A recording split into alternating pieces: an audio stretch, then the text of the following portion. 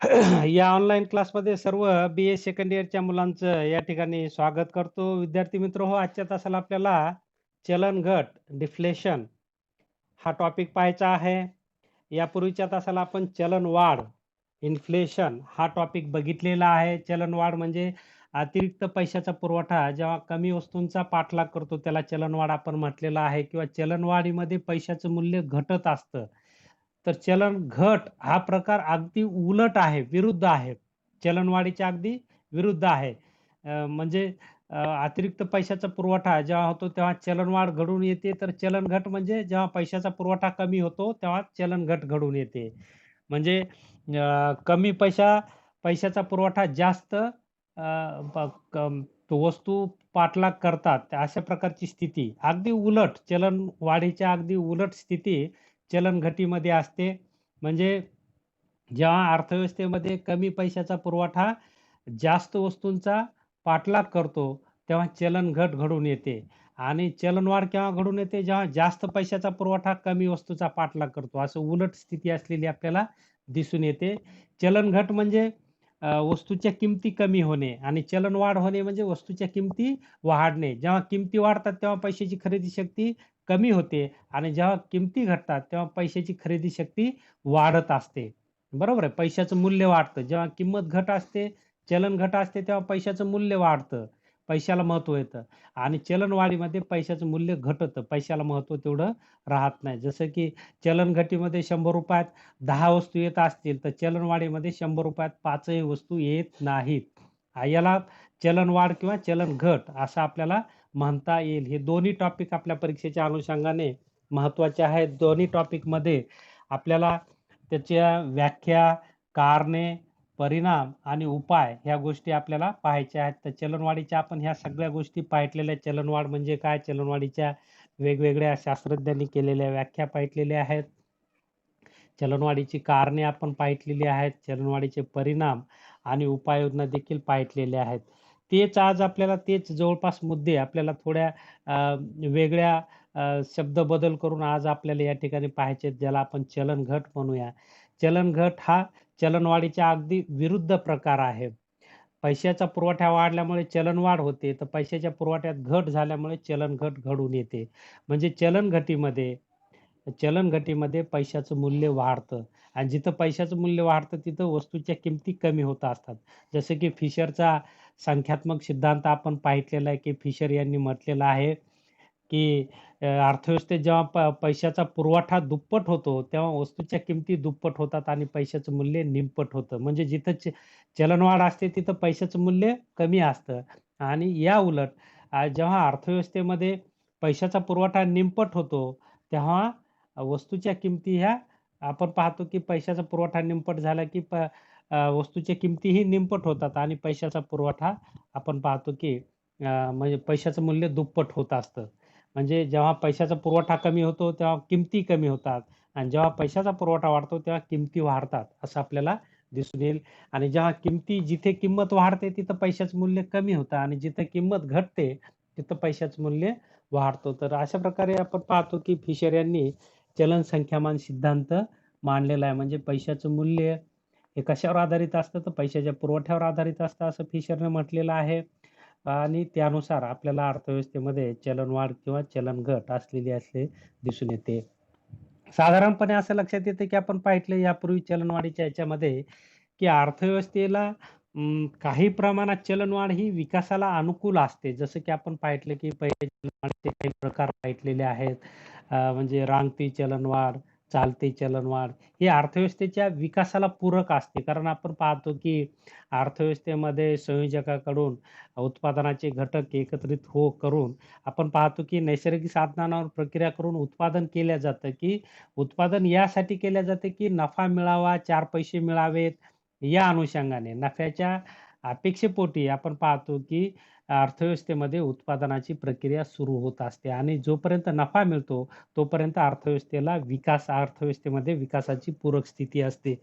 आणि जिथे किंमत त्या प्रमाणात म्हणजे रांगती आणि चालती चलनवाढीच्या प्रकारामध्ये आपण पाहतो, की साधारणपणे 3 ते 4% चलनवाढीचा दर असतो आणि हा दर नफा मिळवून देणारा असतो, साधारण नफा मिळवून देणारा असतो आणि विकासालाही पूरक असतो. आपण पाहतो की घोडदौडीची चलनवाढ मात्र अर्थव्यवस्थेला चांगली नसते. बरोबर आहे. कारण आपण पाहतो की अतिरेकी चलनवाढ ही लोकांचा उपभोग कमी करते किंवा लोकांचीच क्रयशक्ती कमी करते आणि पैशाला मूल्य राहत नाही. आणि म्हणून अर्थव्यवस्थेमध्ये काही प्रमाणात चलनवाढ ही चांगली असते असं असं आपल्याला म्हणता येईल. रांगती आणि चालती चलनवाढीचा प्रकार हा अर्थव्यवस्थेच्या विकासाला पूरक असतो.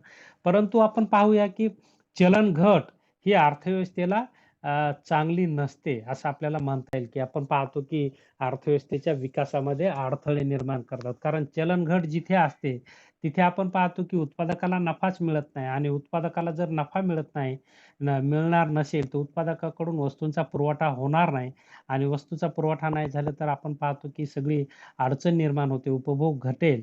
तर अशा प्रकारे मंदी आपण पाहतो की अर्थव्यवस्थेमध्ये चलनघट अनेक वेगवेगळ्या प्रकारातून झालेली आपल्याला दिसून येते, की अतिउत्पादन झाल्यामुळे चलनघट होते आणि पैशाचा पुरवठा कमी झाल्यामुळे चलनघट होते. अशा दोन्ही माध्यमातून चलनघट झालेली आपल्याला दिसून येते. तर पैशाच्या पुरवठ्यातून चलनघट झालेली एखाद्या वेळेस ती अर्थव्यवस्थेमध्ये तेवढा परिणामकारक नसते. परंतु अतिउत्पादनातून चलनघट जर होत असेल, तर ती अर्थव्यवस्थेच्या विकासाला प्रतिकूल असते. विकासात अडथळे निर्माण करणारे असते. कारण आपण पाहतो की चलनघटीमुळे उत्पादकांचा नफा घटतो, उत्पादकांना तोटा होतो, उत्पादन ठप्प होतं आणि उत्पादन जर ठप्प झालं, तर अर्थव्यवस्थेचा विकास होत नाही.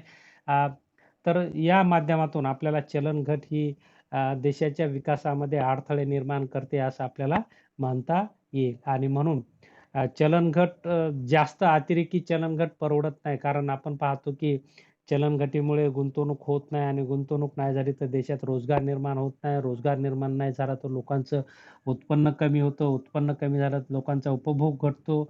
उपभोग घटला की मागणी कमी येते आणि उद्योग बंद होतात. उद्योजकांना तोटा होतो. अशा प्रकारची भयानक स्थिती अर्थव्यवस्थेमध्ये चलनघटीतून निर्माण होते आणि म्हणून अ, कुठल्याही अर्थव्यवस्थेला अतिरेकी चलनघट ही परवडत नाही आणि म्हणून देशाचा विकास व्हावा या अनुषंगाने शासन यामध्ये समतोल करतं. चलनघटही होऊ देत नाही, चलनवाढही होऊ देत नाही. किमतीमध्ये स्थैर्य आणणारं एक धोरण अ, राबवून किंवा तशा प्रकारचे नियंत्रणात्मक प्रशासकीय यंत्रणा उभी करून शासन अशा प्रकारच्या या दोन्हीमध्ये समन्वय ठेवून देशाच्या विकासाला पूरक स्थिती निर्माण करत असतं. तर चलनघटीची काय कारणे आहेत? यामध्ये आपल्याला अनेक कारणं चलनघटीची सांगता येतील, की देशामध्ये चलनघट केव्हा होत असते. त्यातील पहिलं कारण सांगता येईल, की संख्यात्मक पतनियंत्रणाचे धोरण. आपण पाहिलं, की चलनवाढीमध्ये आर-बी-आयच्या माध्यमातून संख्यात्मक म्हणजे ज्याला मौद्रिक धोरण असं म्हणतो.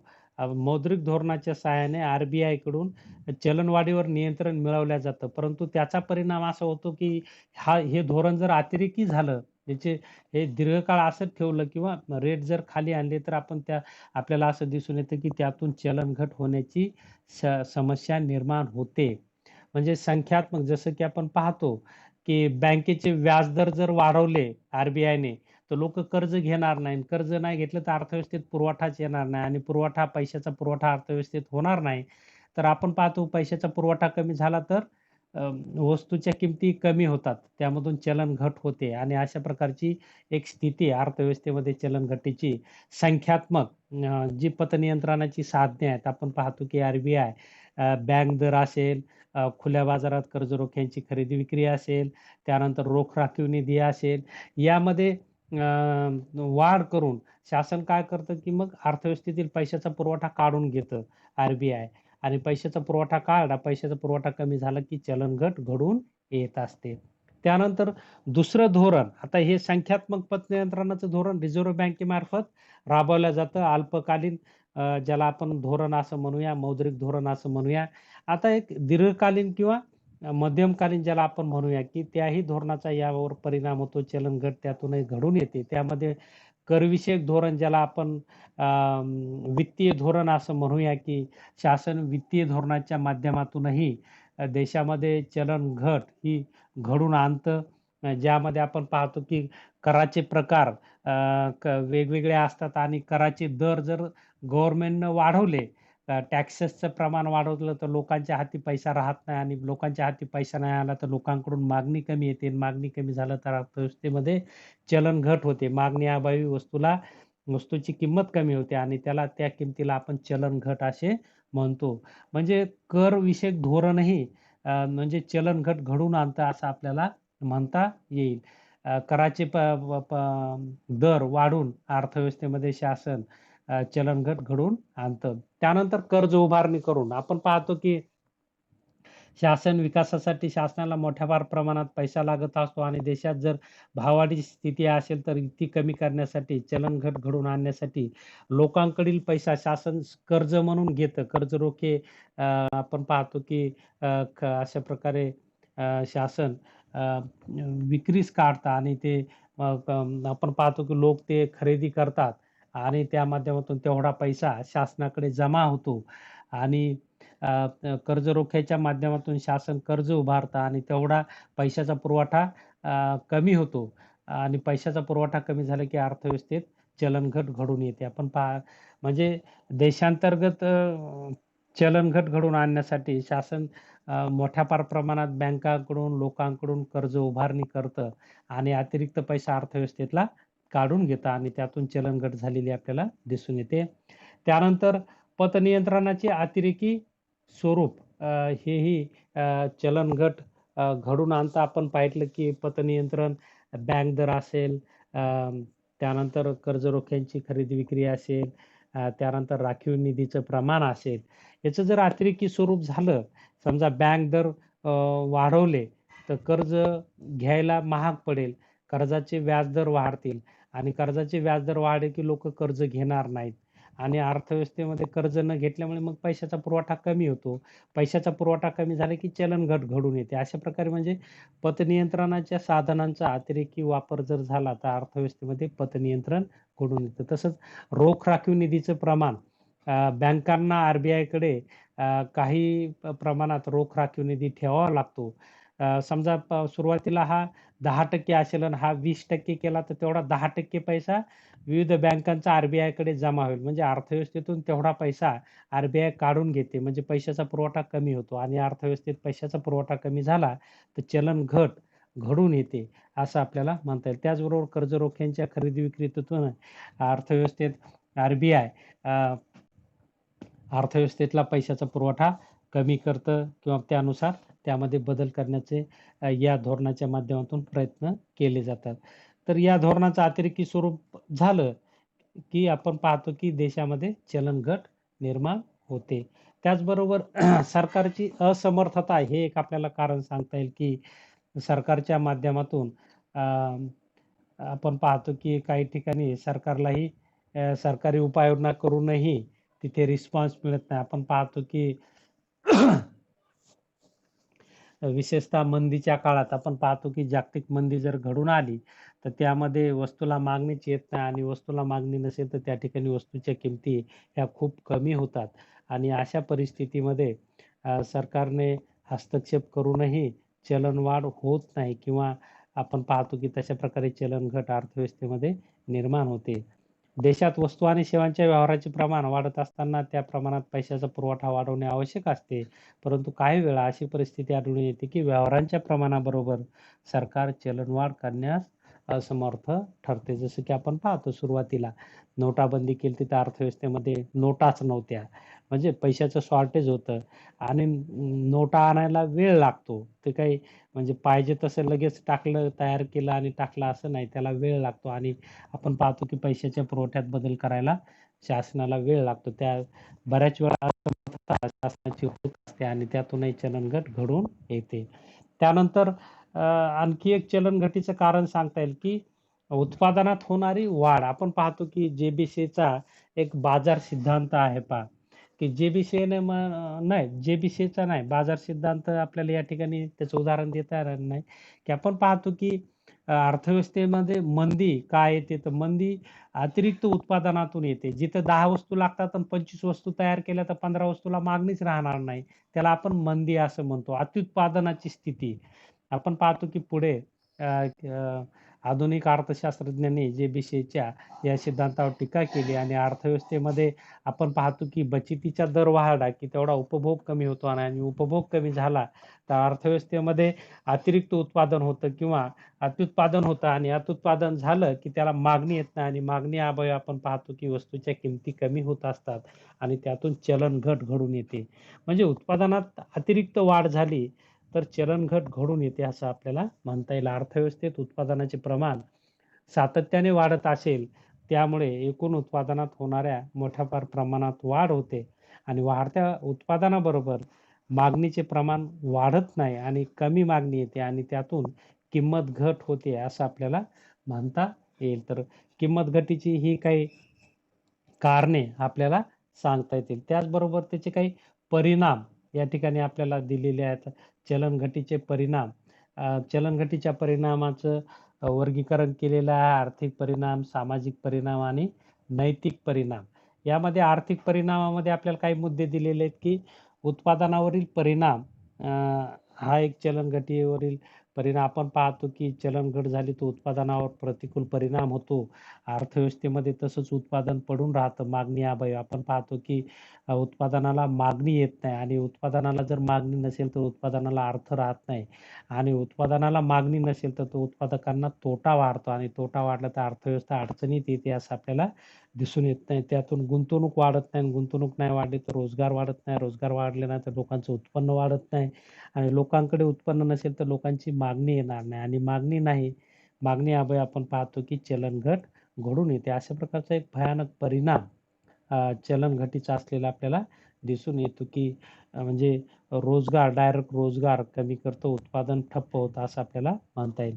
त्यानंतर आर्थिक परिणामामध्ये दुसरा परिणाम सांगता येईल, की रोजगारावरील परिणाम. चलनघटीमुळे उत्पादकांना तोटा होतो, वस्तूला त्यांच्या मागणी राहत नाही, नफा मिळत नसल्यामुळे आपण पाहतो, की गुंतवणुकीचं प्रमाण कमी होतं आणि गुंतवणुकीचं प्रमाण कमी झालं, की रोजगाराची पातळी घटते. रोजगार निर्माण होत नाही, बेकारीची समस्या निर्माण होते आणि बेकारी निर्माण झाली तर लोकांच्या उत्पन्नात घट होते आणि उत्पन्नात घट झाल्यामुळे उपभोग कमी होतो आणि उपभोग कमी झाला तर मागणी कमी येते आणि मागण्याअभावी चलनघट घडून येते असं आपल्याला म्हणता येईल. म्हणजे चलनघटीमुळे लोकांमध्ये बेकारी निर्माण होते असं आपल्याला म्हणता येईल. त्यानंतर वितरणावरील परिणामही मोठ्या प्रमाणात प्रतिकूल परिणाम झालेला आपल्याला दिसून येतो. या ठिकाणी चलनघटीमध्ये पहिला मुद्दा वितरणावरील परिणामामधील पहिला मुद्दा दिलेला आहे, की उपभोक्ते. आपण पाहतो की चलनघटीच्या काळात उपभोक्त्यांना थोड्याफार प्रमाणात फायदा होतो. कारण आपण पाहतो की वस्तूच्या किमती झाल्यामुळे त्यांना कमी पैशामध्ये जास्त वस्तू खरेदी करता येतात. म्हणजे पैशाचं मूल्य वाढतं चलनघटीमध्ये आणि पैशाचं मूल्य वाढल्यामुळे कमी वस्तू म्हणजे कमी पैशात जास्त वस्तू खरेदी करता येतात आणि त्यामुळे उपभोक्त्यांचा फायदा होतो चलनघटीमध्ये असं आपल्याला सांगता येईल. दुसरा मुद्दा आहे उत्पादकांचं नुकसान होतं.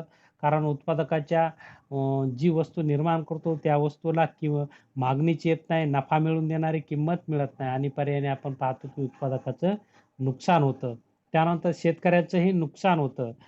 शेतकऱ्याच्या शेतमालाला किंमत येत नाही चलनघटीमध्ये आणि शेतकऱ्यावर प्रतिकूल परिणाम चलनघटीचा झालेला आपल्याला दिसून येतो. त्यानंतर श्रमिकावरही प्रतिकूल परिणाम झालेला आपल्याला दिसून येतो, की श्रमिकाला रोजगारच मिळत नाही चलनघटीमध्ये आणि रोजगार नाही तर आपण पाहतो, की त्यांचं उत्पन्न ठप्प होतं आणि म्हणून श्रमिक हा घटक अडचणीत येतो, असं आपल्याला दिसून येतं. त्यानंतर स्थिर उत्पन्न असणारा वर्ग हा काही प्रमाणात आपण पाहतो, की यांचा थोडाफार फायदा झालेला चलनघटीमध्ये दिसून येतो. कारण त्यांचं उत्पन्न स्थिर असतं आणि त्या वस्तूच्या किमती ह्या कमी झाल्यामुळे त्यांना थोड्याफार प्रमाणात लाभ होतो असं आपल्याला म्हणता येईल. अस्थिर उत्पन्न असणारा गट ज्यामध्ये व्यापारी असतात, उत्पादक असतात, दलाल असतात यांचं मात्र नुकसान होतं. यांच्यावर प्रतिकूल परिणाम झालेला आपल्याला दिसून येतो. त्यांचा व्यवहारातील तोटा वाढतो आणि तोटा वाढला तर आपण पाहतो की बरेच व्यापारी हे दिवाळखोरीत जातात. त्यानंतर त्यानंतरचा मुद्दा आहे की धनकोंना आपण पाहतो की धनको म्हणजे कर्ज देणारा. याला चलनघटीमध्ये थोडाफार फायदा होतो. कारण आपण पाहतो की जेव्हा कर्ज देतो तेव्हा पैशाचं मूल्य कमी असतं आणि जेव्हा वसुली होते तेव्हा पैशाचं मूल्य चलनघटीमध्ये वाढतं आणि त्यामुळे त्याला फायदा होतो मूल्य वाढल्यामुळे, पैशाचं मूल्य वाढल्यामुळे. ऋणकोला मात्र नुकसान होतं कारण पैशाचं मूल्य घटतं आणि त्याला जास्त पैसे तेवढे द्यावे लागतात. असं पैशाचं मूल्य वाढतं आणि त्याला जास्त ते द्यावं लागतं. तर ऋणकोवर वाईट परिणाम झालेला आपल्याला दिसून येतो. त्यानंतर व्यापारी वर्गाचं नुकसान होतं चलनघटीमध्ये. त्यानंतर सामाजिक परिणामामध्ये आपल्याला पाहता येईल की चलनघटीमुळं समाजावर प्रतिकूल परिणाम होतात. समाजाला विकासाला पूरक स्थिती नसते. आर्थिक विषमता निर्माण होते. आपण पाहतो की मोठ्या प्रमाणात लोकांचे रोजगार जातात, बेकारी निर्माण होते. बेकारीतून लोकांकडे उत्पन्न घटतं आणि उत्पन्न घटल्यामुळे लोकांच्या उपभोगावर डायरेक्ट त्याचा परिणाम होतो आणि क्रयशक्ती कमी होते आणि अ, त्यामुळे आपण पाहतो की औद्योगिक अशांतता, व्यापारी लोकांना तोटा होतो. अशा प्रकारची समाजामध्ये वाईट स्थिती निर्माण होत असते आणि चलनघट ही चांगली नसते असं आपल्याला म्हणता येईल. चलनघटीचे समाजावर वाईट परिणाम होत असतात. अतिरेकी चलनघट ही चांगली नसते. मर्यादित चलनघट ही उपयुक्त असते, परंतु अतिरेकी चलनघट ही चांगली नसते. समाजावर प्रतिकूल परिणाम करणारी असते असं आपल्याला म्हणता येईल. त्यानंतर नैतिक परिणाम हा त्या तिसरा वर्गीकरणाचा प्रकार आपल्याला सांगता येईल, की अनेक लोकांना उत्पन्न मिळवण्याचे साधन नसते, रोजगाराची पातळी खालावलेली असते. अशा परिस्थितीत गैरमार्गाने उत्पन्न मिळवण्याची प्रवृत्ती समाजात बळावत असते आणि त्यातून आपण पाहतो, की गुन्हेगारी वगैरे घडून येत असते. म्हणजे चलनघट अशी अवस्था असते, की लोकांच्या हाताला कामच राहत नाही. म्हणजे लोकांकडे पैसाच येत नाही आणि लोकांकडे पैसा नाही आला तर लोकांचं नैतिक अधःपतन होतं आणि लोक मग आपण पाहतो, की गुन्हेगारीकडे वळतात. कारण आपण पाहतो, की काही उपभोग तर करावाच लागतो. पैसे असतील नसतील तर आपण पाहतो, की उपभोग हा शून्य कधीच नसतो. उपभोग हा चालू ठेवावा लागतो आणि उपभोग चालू ठेवण्यासाठी लोकांना जर रोजगार मिळाला नाही, तर लोक गुन्हेगारीकडे वळतात आणि त्यातून आपण पाहतो, की सामाजिक परिस्थिती बिघडते. देशाचं सगळी सामाजिक आर्थिक परिस्थिती बिघडलेली आपल्याला दिसून येते. तर थोडक्यात चलनघटीचे परिणाम हे भयानक अतिरेकी चलनघटीचे परिणाम हे भयानक असतात, असं आपल्याला म्हणता येईल. तर थोडक्यात आपण पाहूया, की चलनघट म्हणजे अर्थव्यवस्थेमध्ये जेव्हा कमी पैशाचा जास्त वस्तू पाठलाग करतात, त्याला आपल्याला चलनघट असं म्हणता येईल. चलनघटीमध्ये पैशाचं मूल्य वाढतं. पैशाची खरेदी शक्ती वाढते. चलनघटीमध्ये पैशाची खरेदी शक्ती वाढते. विविध कारणांमुळे अर्थव्यवस्थेमध्ये चलनघट होते. हे आपण 5-7 कारणे पाहितलेली आहेत आणि त्याचे परिणाम सामाजिक, आर्थिक, त्यानंतर नैतिक हे परिणाम आपण या ठिकाणी पाहितलेले आहेत. साधारणपणे अतिरेकी चलनवाढ ही देशाच्या विकासाला प्रतिकूल किंवा विकासात अडथळे निर्माण करणारी असते आणि म्हणून अतिरेकी चलनघट ही अर्थव्यवस्थेच्या विकासाला बाधक असते. तर म्हणून देशामध्ये चलनघट होऊ नये, अतिरेकी चलनघट होऊ नये यासाठीही शासनाकडून आपण पाहतो, की तशा प्रकारच्या उपाययोजना केल्या जातात. त्या उपाययोजना आपल्याला उद्याच्या तासाला पाहूया. आजच्या तासाला या ठिकाणी थांबूया. आपण उपलब्ध झालात त्याबद्दल आपल्या सर्वांचे आभार व्यक्त करतो आणि या ठिकाणी थांबतो. धन्यवाद.